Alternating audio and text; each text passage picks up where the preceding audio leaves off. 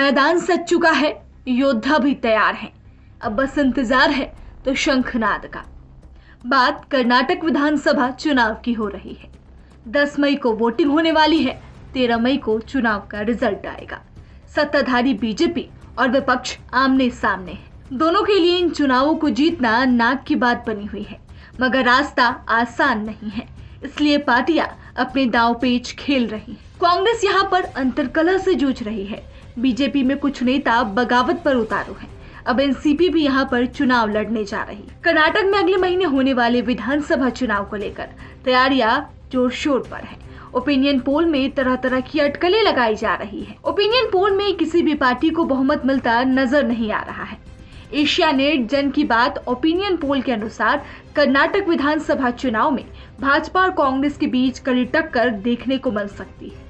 पोल के अनुसार जहां बीजेपी के खाते में 98 से 109 सीटें जाती दिख रही हैं, वहीं कांग्रेस को 89 से 97 सीटों पर कामयाब रहने का अनुमान लगाया जा रहा है। मतलब फर्क साफ है कि इन दोनों के बीच कांटों का टक्कर होने वाला है।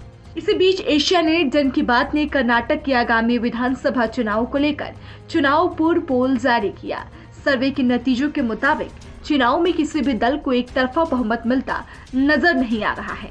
हालांकि 98 से 109 सीटों के साथ बीजेपी सबसे बड़ी पार्टी बनकर उभर सकती है। एशियानेट जन की बात ओपिनियन पोल के अनुसार विधानसभा चुनाव में बीजेपी को 98 से 109 तक सीटें मिल सकती है।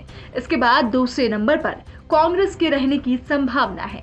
दोनों दलों के बीच कड़ी टक्कर देखने को मिल सकती है। कांग्रेस इन चुनावों में 89 से 97 सीटें हासिल कर सकती है।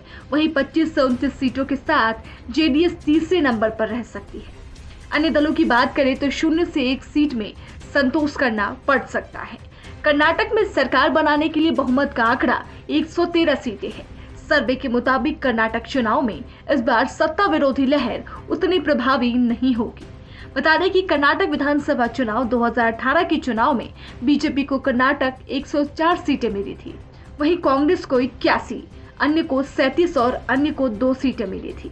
बीजेपी पिछले चुनाव में भी सबसे बड़ी पार्टी थी, लेकिन बहुमत का आंकड़ा न होने के चलते कांग्रेस और जेडीएस ने मिलकर सरकार बना ली थी।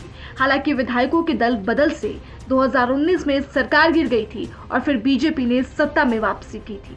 लेकिन इस बार देखना होगा कि कौन सी पार्टी बहुमत से जीतती है। अब ये तो वक्त ही बताएगा। और देश और दुनिया की तमाम खबरों के लिए आप देखते रहें जनहित टाइम्स। धन्यवाद।